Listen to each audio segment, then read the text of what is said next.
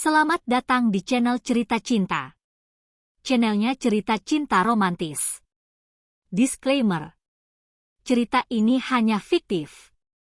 Jika ada kesamaan tokoh, tempat dan cerita, itu hanya kebetulan semata, tidak ada unsur kesengajaan.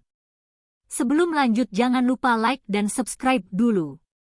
Janda Malam dari Desa, bagian ke-1.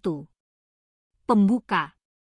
Dengan berbekal satu ransel usang yang berisi pakaian, aku memberanikan diri untuk pergi ke kota sendirian. Ini pertama kali perjalanan terjauh yang kualami. Perjalanan hampir 4 jam menggunakan mobil travel. Sampai di kota kondisiku yang lelah tak menyurutkan semangatku mencari Aisyah, anakku. Baru beberapa langkah dari halte setelah turun dari bus, penglihatanku menangkap sosok yang kukenal sangat. Aku mau bertemu anakku. Di mana dia? Tanyaku setengah membentak. Bukannya menjawab, dia justru tersenyum kecut. Kondisinya seperti baru saja menegak minuman haram. Bau. Matanya memindai dari atas sampai bawah tubuhku penuh arti. Aku yakin hal yang dipikirkan suatu hal yang menjijikkan dan mengerikan. Aku paham betul orang di hadapan ini. Mas Tejo, mantan suamiku. Sudah hampir 10 tahun kami bersama. Tubuhmu masih bagus juga, Yati. Yuk, ikut aku. Kamu bisa dapat uang banyak dari tubuhmu. Mas Tejo tergelak-gelak. Tangannya hampir menyentuh daguku, tetapi segera kutangkis. Aku pergi ke sini mencari Aisyah, Mas. Kamu sembunyikan di mana dia? Aku semakin berang melihat respons Mas Tejo. Dia mengajak ke suatu tempat. Sebenarnya aku sudah muak dengan Mas Tejo. Akan tetapi, tidak ada pilihan lain selain hanya mengikutinya. Mana tahu aku akan segera bertemu dengan Aisyah. Lagi pula perjalanan panjang yang baru kutempuh membuat anganku terbang, sebentar lagi akan istirahat. Setidaknya nanti bisa duduk dengan nyaman jika ikut dengan Mas Tejo. Kita mau kemana ini, Mas? Mas Tejo membawaku ke suatu tempat yang membuatku bergidik. Ngeri. Sebuah gedung lantai 2 dengan beberapa pintu seperti model indekos. Di sana aku melihat wanita berbusana minim dengan para lelaki-lelaki setengah mabuk melintas. Ada lagi om-om tua yang berpapasan denganku, mengedipkan satu matanya. Aku pun menggeleng sendiri. Tempat macam apa ini? Apakah Aisyah ada di sini? Kamu tunggu di sini dulu, perintah Mas Tejo saat di depan pintu berwarna hijau. Tadi aku mengamati setiap pintu yang kulewati berwarna coklat semua kecuali pintu satu ini. Mungkin ini ruangan khusus. Berbeda dengan kamar-kamar yang lain. Aku mengangguk pelan sembari memandangi ke seluruh area. Ada rasa takut menyusup. Tiba-tiba seorang wanita berbusana minim juga seperti yang kulihat pertama tadi menghampiriku. Kali ini bibirnya merah sekali dengan make up yang menurutku tebal sekali. Anak baru, ya? Tanyanya seraya berlalu meninggalku yang memaku. Aku mengernyitkan dahi, mencerna pertanyaan wanita barusan. Untung saja Mas Tejo segera keluar, setidaknya aku tidak sendiri di luar. Ayo, masuk. Mas Tejo membawaku masuk ke ruangan itu. Pelan-pelan langkahku mengekor Mas Tejo. Ruangannya tampak gelap dengan cat dinding berwarna serba hitam. Aku semakin ngeri saja. Ternyata di sana sudah ada orang yang duduk di kursi dengan rokok yang masih mengepul dari mulutnya.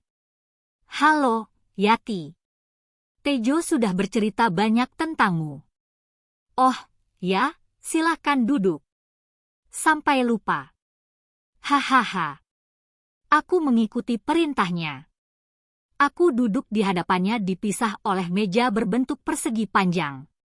Sementara itu, Mas Tejo duduk di sebelahku. Kenalkan, aku Thohir. Lelaki bertubuh gempal itu mengulurkan tangannya, tetapi aku tidak menyambutnya dan memilih diam. Mas Tejo menyenggol tanganku seraya berisyarat supaya cepat menyalami lelaki yang bernama Thohir itu. Sebenarnya aku ragu. Namun, ya, sudah. Aku terpaksa bersalaman dengan Pak Thohir. Genggamannya erat sekali sampai aku kesulitan melepaskan tanganku. Lembut juga tanganmu. Pak Thohir mencium tanganku, ujungnya saja karena segera kutarik kembali. Baiklah, aku tahu pasti kamu lelah. Kamu bisa tinggal di kamar 222. Tolong antarkan dia, ya, Tejo.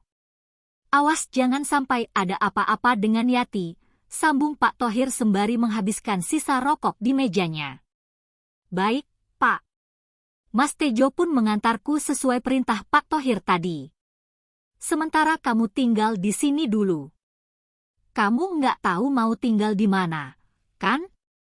Nanti aku akan pertemukan kamu dengan Aisyah. Kamu tenang saja Aisyah, baik-baik. Kok, lanjut Mas Tejo seakan tahu isi kepalaku sebelum meninggalkanku sendiri di kamar itu. Selepas salat Isya, perutku terasa keroncongan.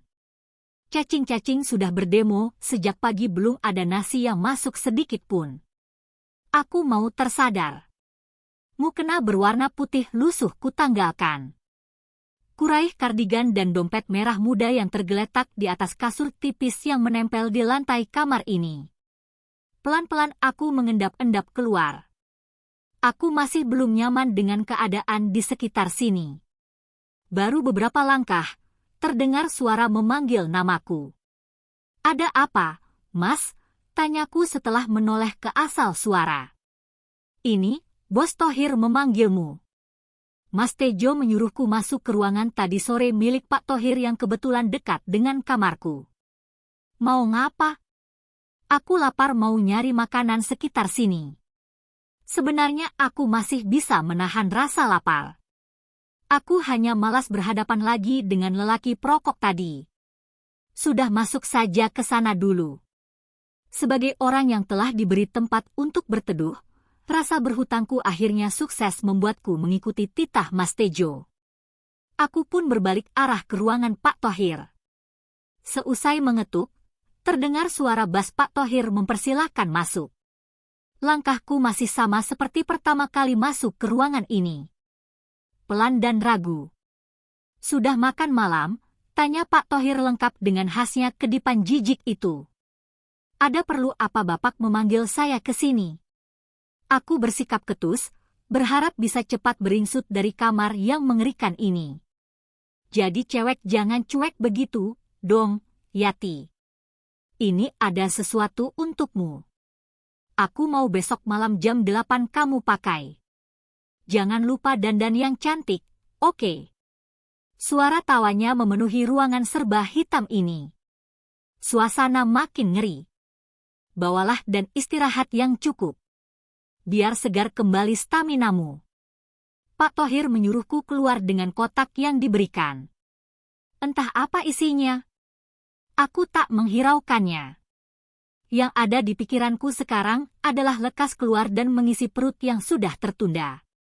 Sebelum aku mencari makanan, aku memasukkan barang yang diberi oleh Pak Thohir tadi ke kamarku terlebih dahulu. Aku tak tahu daerah sini. Aku hanya terus berjalan mencari warung makan yang buka. Untungnya hanya berjarak beberapa gedung saja aku menemukan warung makanan. Akhirnya sebentar lagi perutku akan terisi. Alhamdulillah. Mas, nasi goreng 1, ya, ucapku setelah sampai di warung sederhana pinggir jalan itu. Oke.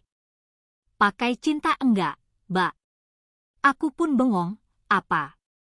Mas penjual itu hanya tergelak-gelak. Mbaknya ini kaku banget, ya.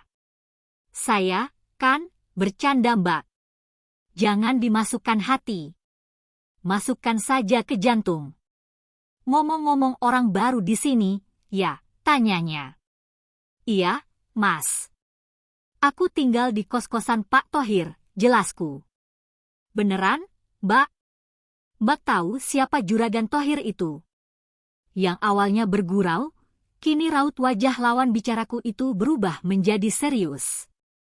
Emang siapa dia, Mas? Bersambung.